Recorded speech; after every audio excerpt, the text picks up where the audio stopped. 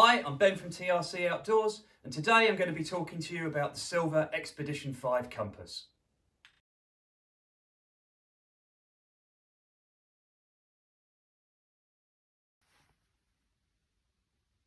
Okay, Silva Expedition 5 compass. Probably the best way to deal with this is to have a quick side-by-side comparison with the Silva Expedition 4, which was the previous version. Okay, the sharp-eyed out there will see that the compasses are not both pointing in the same direction. Don't panic, that's just because my table has a metal frame which is affecting the needles. The first thing you need to note about this is looking at the base plate. All of the writing on the base plate on the Expedition 5 is a lot darker and easier to read than it was on the previous version, the Expedition 4. Also, you'll note that the bezel on the compass is an awful lot chunkier. This is a deliberate design feature that makes the whole thing a lot easier to use when you've got a pair of gloves on. The final major difference in its construction is the thickness of the base plate. Yeah, the Expedition 5 is much chunkier and more robust than the Expedition 4 was. So other key features on here. First up is the gradations. We've got mils on the top and degrees on the bottom. Okay, so you can just take your bearing on your map and flip it over to read off what your bearing is in degrees. So you get the benefit of both scales.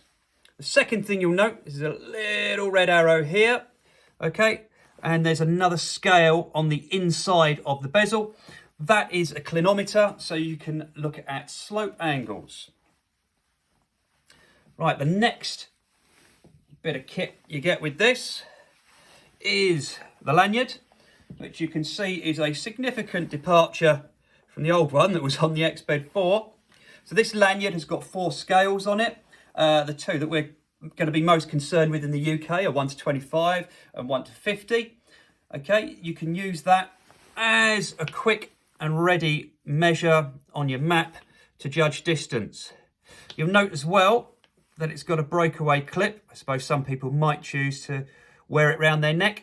And in that breakaway clip, we can see there's a small tool, little screwdriver head.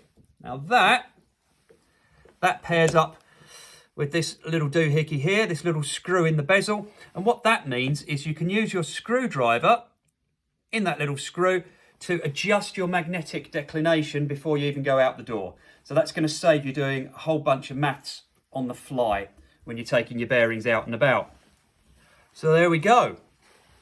That is the key features of the Silva Expedition 5 compass.